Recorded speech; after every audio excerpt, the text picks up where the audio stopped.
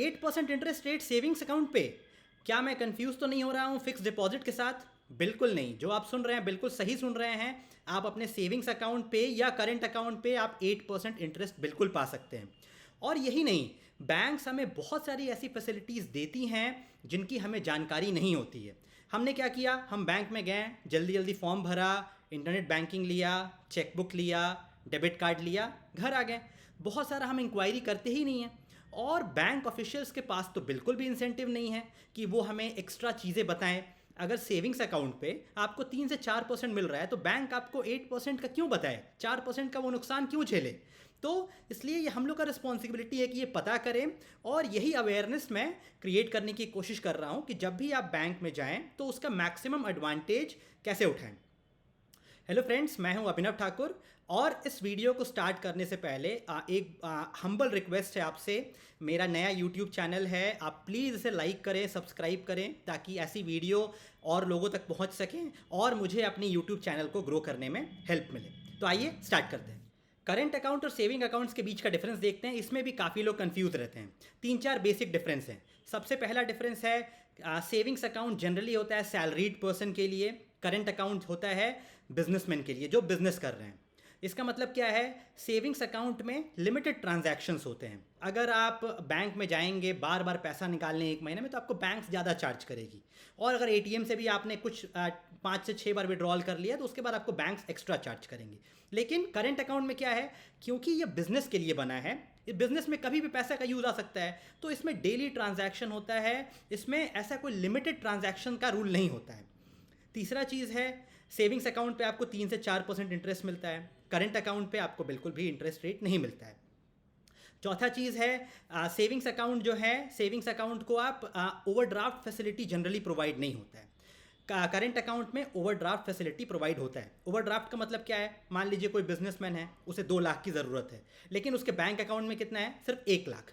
तो आरबीआई ने निकाला है अपना रेगुलेशन, अपने रूल्स एंड रेगुलेशन निकाले हैं कि 50,000 से 1 लाख का बैंक ओवरड्राफ्ट प्रोवाइड कर सकती है। तो अगर 1 लाख रुपए भी अकाउंट में है तो आप 1 लाख ओवरड्राफ्ट फैसिलिटी यूज़ करके अपना 2 लाख आप पेमेंट कर सकते हैं। तो बहुत सारे लोग क्या है, बिजनेस अकाउंट जो होता है उसको सेविंग्स अकाउंट के तौर पे खोल देते हैं। तो ऐसी बिल्कुल भी गलती नहीं करनी है। अगर आप सेविंग्स अकाउंट खोल देंगे तो आपको लिमिटेड ट्रांजैक्शन लगेगा, बैंक्स आपको चार्ज करेंगे, आप ओवरड्राफ्ट फैसिलिटी भी नहीं यूज़ कर पाएंगे जो करेंट अकाउंट में है। तो जब भी खोलें तो ये पहला चीज़ आप ये ध्यान में रख के करें। दूसरा बहुत इंपॉर्टेंट चीज़ है, जब भी आपको बैंक्स डेबिट कार्ड देती हैं आप ध्यान से सेलेक्ट कीजिए आपको किस टाइप की डेबिट कार्ड चाहिए।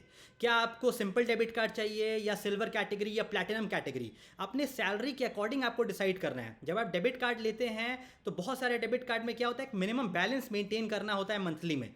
अगर आप उस मिनिमम बैलेंस को मेंटेन नहीं करते हैं तो बैंक्स आपको एक्स्ट्रा पैसे पेनल्टी के तौर पे चार्ज करती हैं। तो अपने रिक्वायरमेंट्स के अकॉर्डिंग एक्सप्लोर करके ही लेना है। ऐसा नहीं कि जो बैंक वाले दे रहे हैं वो नहीं लेना है, अपने रिक्वायरमेंट्स के अकॉर्डिंग लेना है। दूसरा चीज़ है, एनुअल मेंटेनेंस चार्ज लगता है डेबिट कार्ड का। ऐसे डेबिट कार्ड्स बिल्कुल ना लें जिसका एनुअल मेंटेनेंस चार्ज बहुत हाई हो, 800-900। अगर आप येस बैंक, एसबीआई, कोटक के अच्छे अच्छे डेबिट कार्ड देखेंगे तो 400 से 500 रहेगा। तो जब भी डेबिट कार्ड लेने जाएं, डेबिट कार्ड का एनुअल मेंटेनेंस फी ज़रूर पूछना ज़रूरी है। और दूसरा चीज़ कि मिनिमम बैलेंस कितना है और पेनल्टी कितना लगता है। बहुत सारे डेबिट कार्ड ऐसे हैं मिलेंगे आपको जिनमें मिनिमम बैलेंस की भी रिक्वायरमेंट नहीं होती है, तो वैसा भी डेबिट कार्ड पता करें और लें। और दूसरा बहुत इंपॉर्टेंट चीज़ है, अगर आप क्रेडिट कार्ड ले रहे हैं, आजकल आप देखेंगे तो क्रेडिट कार्ड बहुत सारे कंपनीज क्या कर रहे हैं, life time free credit card, आपको मेंटेनेंस चार्ज भरने की ज़रूरत नहीं पड़ेगी ईयरली। तो जब क्रेडिट कार्ड भी ले रहे हैं तो इन बेसिक चीज़ों का ही ध्यान रख के आपको लेना है कि क्रेडिट कार्ड पे आपको कितना कैशबैक मिल रहा है। अगर आपने 1 लाख स्पेंड किया, अगर आपको 2 से 3% कैशबैक मिल रहा है तो आपने 2 से 3% इंटरेस्ट रेट कमा लिया। तो ये सारी चीज़ें ध्यान में रखनी है आपको। तीसरा चीज़ जिसका आपको बेसब्री से इंतज़ार था कि सेविंग्स अकाउंट और करेंट अकाउंट पे 8% इंटरेस्ट रेट कैसे मिलता है, इसे मैं 2 पार्ट में तोड़ के बताऊंगा ताकि आपको क्रिस्टल क्लियर रहे। पहला चीज़, ऐसे अकाउंट्स जिनमें आपको 7 से 8% इंटरेस्ट मिल सकता है, ऐसे अकाउंट्स को हम लोग जनरली किस नाम से बोलते हैं, ऑटो स्वीप फैसिलिटी। अगर आप अपने बैंक में जाएंगे, अगर आप बोलेंगे कि मुझे अपना ऑटो स्वीप फैसिलिटी स्टार्ट कराना है तो बैंक आपकी ऑटो स्वीप फैसिलिटी स्टार्ट कर देगी। एसबीआई में ऐसे फैसिलिटी का नाम क्या है, सेविंग्स प्लस। कोटक में फ्लेक्सी अकाउंट बोलते हैं, लेकिन जनरली किस नाम से जानते हैं, ऑटो स्वीप फैसिलिटी से। दूसरा चीज़ है, 8% इंटरेस्ट कैसे मिलता है इसमें? आपका सेविंग्स अकाउंट को फिक्स डिपॉजिट अकाउंट से लिंक कर दिया जाता है। मैं एक सिंपल एग्जांपल से समझाता हूँ।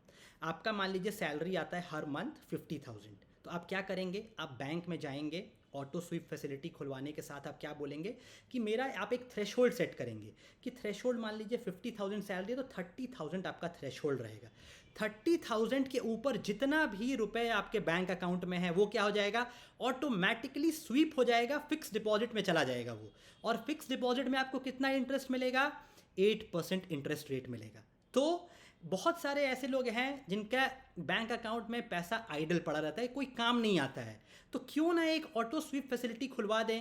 अगर महीने में अगर 20-30 हज़ार की ही ज़रूरत है, अगर 50,000 सैलरी आ रहा है तो ठीक है, उस थ्रेशोल्ड के ऊपर जितना रुपया है वो क्या होगा, उसका आपको फिक्स डिपॉजिट का पैसा मिलेगा, आप उसका ज़्यादा पैसा कमा सकते हैं।